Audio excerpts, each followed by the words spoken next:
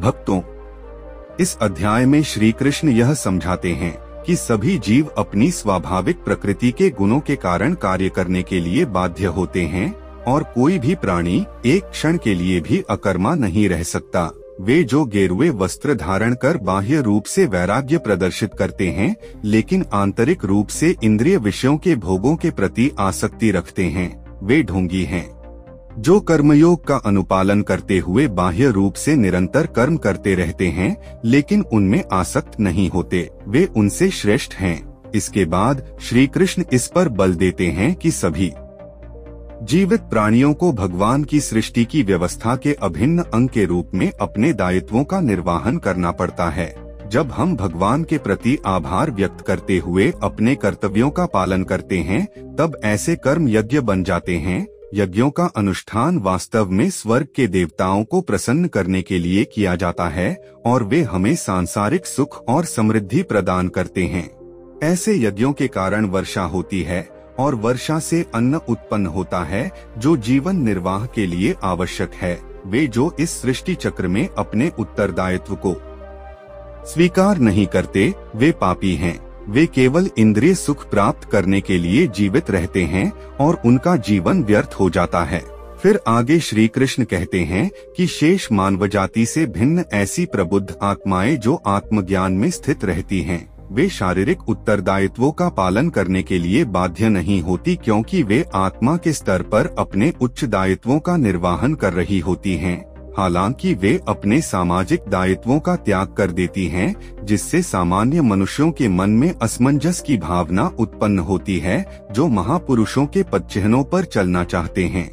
इसलिए ज्ञानी पुरुषों को संसार के अनुसरणार उच्च आदर्श प्रस्तुत करने के लिए बिना किसी प्रयोजन और व्यक्तिगत लाभ के लिए निरंतर कर्म करना होगा। यह अज्ञानी को अपरिपक्व अवस्था में अपने नियत दायित्वों का त्याग करने से रोकेगा।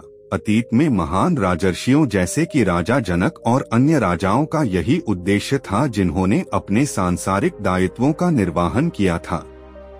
तत्पश्चात अर्जुन पूछता है कि लोग अनिच्छा से पापपूर्ण कर्मों में प्रवृत्त क्यों होते हैं? क्या उन्हें बलपूर्वक पाप कर्मों में लगाया जाता है? परम प्रभु श्री कृष्ण बताते हैं कि संसार का सर्वभक्ष पापपूर्ण शत्रु केवल कामवासना है।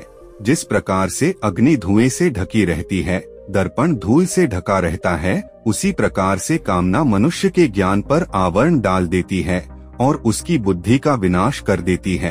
फिर श्री कृष्ण अर्जुन से आह्वान करते हैं कि वह इस कामना रूपी शत्रु का संहार कर दें, जो पाप का मूर्त रूप है, और अपनी इंद्रिय, मन और बुद्धि को वश में करें।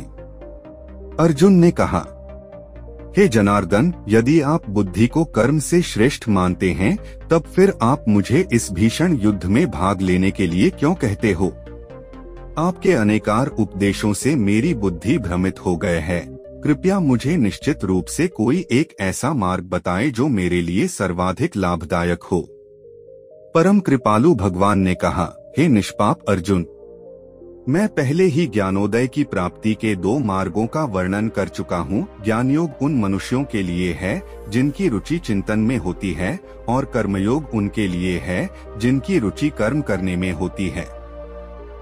न तो कोई केवल कर्म से विमुख रहकर कमरफल से मुक्ति पा सकता है, और न केवल शारीरिक संन्यास लेकर ज्ञान में प्राप्त कर सकता है। कोई भी मनुष्य एक क्षण के लिए अकर्मा नहीं रह सकता। वास्तव में सभी प्राणी प्रकृति द्वारा उत्पन्न 3 गुणों के अनुसार कर्म करने के लिए विवश होते हैं। जो अपनी कर्मेंद्रियों के बाह्य घटकों को तो नियंत्रित करते हैं, लेकिन मन से इंद्रियों के विषयों का चिंतन करते हैं, वे निसंदेह स्वयं को धोखा देते हैं और पाखंडी कहलाते हैं। हे अर्जुन, लेकिन वे कर्मयोगी जो मन से अपनी ज्ञानेंद्रियों को नियंत्रित करते हैं और कर्मेंद्रियों से बिना किसी आसक्ति के कर्म में संलग्न रहते हैं, वे वास्तव में श्रेष्ठ हैं। इसलिए तुम्हें निर्धारित वैदिक कर्म करने चाहिए, क्योंकि निष्क्रिय रहने से कर्म करना श्रेष्ठ है। कर्म का त्याग करने से तुम्हारे शरीर का भरण पोषण संभव नहीं होगा। परमात्मा के लिए यज्ञ के रूप में कर्मों का निष्पादन करना चाहिए, अन्यथा कर्म इस भौतिक संसार में बंधन का कारण बनेंगे। इसलिए हे कुंती पुत्र, भगवान के सुख के लिए और फल की आसक्ति के बिना अपने नियत कर्म करो। सृष्टि के आरंभ में ब्रह्मा ने मानव जाति को उनके नियत कर्तव्यों सहित जन्म दिया और कहा, इन यज्ञों का धूमधाम से अनुष्ठान करने पर तुम्हें सुख समृद्धि प्राप्त होगी और इनसे तुम्हें सभी वांछित वस्तुएं प्राप्त होंगी। तुम्हारे द्वारा संपन्न किए गए यज्ञों से देवता प्रसन्न होंगे और मनुष्यों और देवताओं के मध्य सहयोग के परिणाम स्वरूप सभी को सुख समृद्धि प्राप्त होगी। तुम्हारे द्वारा संपन्न यज्ञों से प्रसन्न होकर देवता जीवन निर्वाह के लिए वांछित आवश्यक वस्तुएं प्रदान करेंगे, किंतु जो प्राप्त उपहारों को उनको अर्पित किए बिना भोगते हैं वे वास्तव में चोर हैं। आध्यात्मिक मनोवृत्ति वाले जो भक्त पहले यज्ञ में अर्पित करने के पश्चात भोजन ग्रहण करते हैं वे सभी प्रकार के पापों से मुक्त हो जाते हैं, किंतु जो अपनी इंद्रिय तृप्ति के लिए भोजन बनाते हैं वे वास्तव में पाप अर्जित करते हैं। सभी लोग अन्न पर निर्भर हैं और अन्न वर्षा से उत्पन्न होता है। वर्षा यज्ञ का अनुष्ठान करने से होती है और यज्ञ निर्धारित कर्मों का पालन करने से संपन्न होता है। वेदों में सभी जीवों के लिए कर्म निश्चित किए गए हैं और वेद परब्रह्म भगवान से प्रकट हुए हैं। परिणाम स्वरूप सर्वव्यापक भगवान सभी यज्ञ कर्मों में नित्य व्याप्त रहते हैं।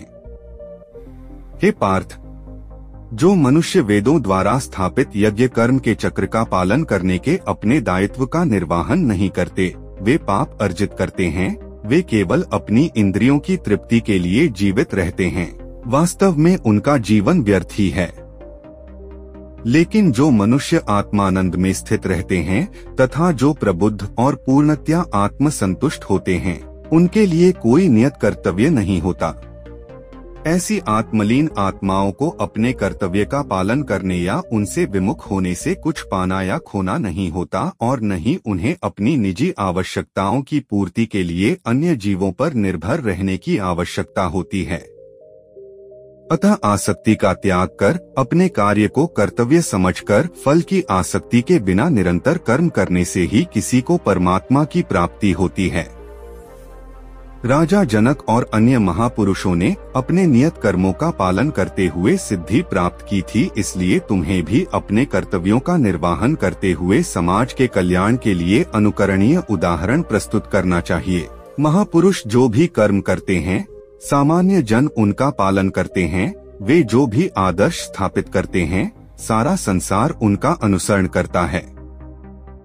हे पार्थ, समस्त तीनों लोकों में मेरे लिए कोई कर्म निश्चित नहीं है। न ही मुझे किसी पदार्थ का अभाव है और न ही मुझ में कुछ पाने की अपेक्षा है, फिर भी मैं निश्चित कर्म करता हूँ। यदि मैं सावधानी पूर्वक नियत कर्म नहीं करता तो हे पार्थ, सभी लोगों ने निश्चित रूप से सभी प्रकार से मेरे मार्ग का ही अनुसरण किया होता। यदि मैं अपने निर्धारित कर्म नहीं करता तब ये सभी लोग नष्ट हो जाते और मैं संसार में उत्पन्न होने वाली अराजकता के लिए उत्तरदायी होता और इस प्रकार से मानव जाति की शांति का विनाश करने वाला कहलाता। हे भरतवंशी, जैसे अज्ञानी लोग फल की आसक्ति की कामना से कर्म करते हैं, उसी प्रकार बुद्धिमान मनुष्यों को लोगों को उचित मार्ग की ओर चलने के लिए प्रेरित करने हेतु अनासक्त रहकर कर्म करना चाहिए। ज्ञानवान मनुष्यों को चाहिए कि वे अज्ञानी लोगों को जिनकी आसक्ति सकाम कर्म करने में रहती है, उन्हें कर्म करने से रोककर उनकी बुद्धि में मतभेद उत्पन्न न करें, अपितु स्वयं ज्ञान युक्त होकर अपने कार्य करते हुए उन अज्ञानी लोगों को भी अपने नियत कर्म करने के लिए प्रेरित करना चाहिए। जीवात्मा देह के मिथ्या ज्ञान के कारण स्वयं को अपने सभी कर्मों का कर्ता समझती है। यद्यपि विश्व के सभी कार्य प्रकृति के 3 गुणों के अंतर्गत संपन्न होते हैं, लेकिन अहंकारवश वाये हे महाबाहु अर्जुन, तत्वज्ञानी आत्मा की पहचान गुणों और कर्मों से भिन्न करते हैं। वे समझते हैं कि इंद्रिय मन आदि के रूप में केवल गुण ही हैं जो इंद्रिय विषयों गुणेशु में संचालित होते हैं और इसलिए वे उनमें नहीं फंसते।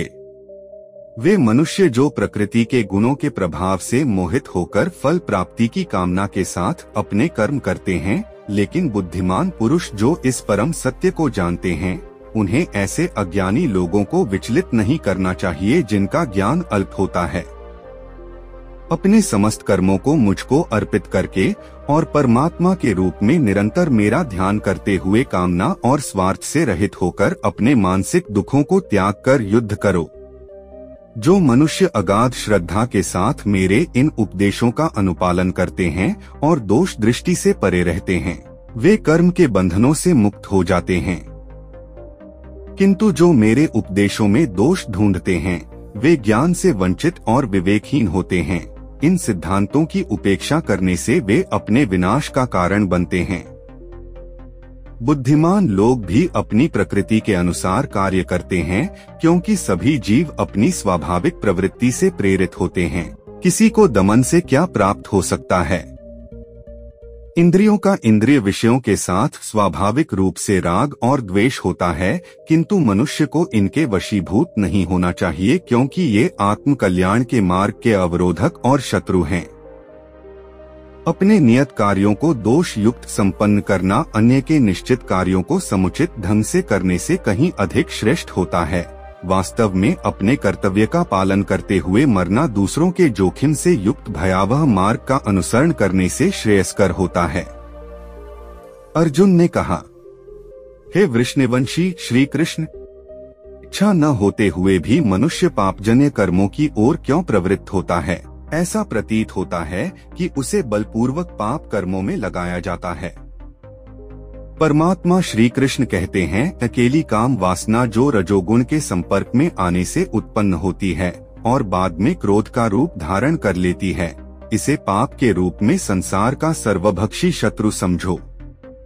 जैसे अग्नि धुएं से ढकी रहती है, दर्पण धूल से आवृत रहता है तथा भ्रूण गर्भाशय से अप्रकट रहता है, उसी प्रकार से कामनाओं के कारण मनुष्य के ज्ञान पर आवरण पड़ा रहता है। हे कुंती पुत्र, इस प्रकार ज्ञानी पुरुष का ज्ञान भी अतृप्त कामना रूपी नित्य शत्रु से आच्छादित रहता है, जो कभी संतुष्ट नहीं होता और अग्नि के समान जलता रहता है।